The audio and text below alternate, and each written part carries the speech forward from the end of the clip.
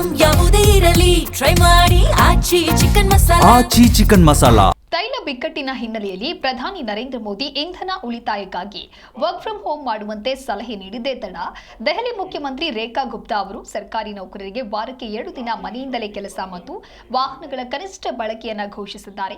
ದೆಹಲಿ ಸರ್ಕಾರದ ಈ ನಿರ್ಧಾರ ಇಂದಿನಿಂದಲೇ ಜಾರಿಗೆ ಬರಲಿದ್ದು ಇಂಧನ ಉಳಿತಾಯ ಮತ್ತು ದಕ್ಷ ಆಡಳಿತವನ್ನು ಉತ್ತೇಜನ ನೀಡುವುದಕ್ಕೆ ಬಿಜೆಪಿ ನೇತೃತ್ವದ ಸರ್ಕಾರ ರಾಷ್ಟ್ರ ರಾಜಧಾನಿಯಲ್ಲಿ ಮೇರಾ ಭಾರತ್ ಮೇರಾ ಯೋಗದಾನ್, ನನ್ನ ಭಾರತ ನನ್ನ ಕೊಡುಗೆ ಅಭಿಯಾನವನ್ನು ಪ್ರಾರಂಭಿಸ್ತಾ ಇದೆ. ಪ್ರತಿ ಸೋಮವಾರ ಮೆಟ್ರೋ ಸೋಮವಾರ ಎಂದು ಆಚರಿಸಲಾಗುವುದು ಅಂತ ಸರ್ಕಾರ ತಿಳಿಸಿದೆ. ಈ ದಿನ ಎಲ್ಲ ಸಚಿವರು, ಅಧಿಕಾರಿಗಳು ಮತ್ತು ಉದ್ಯೋಗಿಗಳು ಮೆಟ್ರೋದಲ್ಲೇ ಪ್ರಯಾಣಿಸಬೇಕಾಗತ್ತೆ ಅಂತ ಸರ್ಕಾರ ಸೂಚನೆ ಕೊಟ್ಟಿದೆ. ವಾರದಲ್ಲಿ 1 ದಿನ ವಾಹನ ರಹಿತ ದಿನವನ್ನು ಆಚರಿಸುವುದಕ್ಕೆ ಸರ್ಕಾರ ಸಾರ್ವಜನಿಕರಿಗೆ ಮನವಿಯನ್ನ ಮಾಡಿದೆ.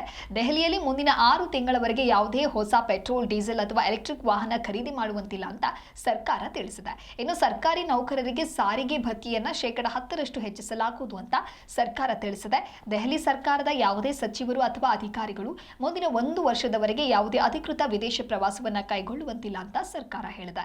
ಹೆಚ್ಚುವರಿಯಾಗಿ ಜಾಗೃತಿಯನ್ನು ಮೂಡಿಸುವುದಕ್ಕೆ 90 ದಿನಗಳ ಅಭಿಯಾನವನ್ನು ನಡೆಸಲಾಗುತ್ತೆ.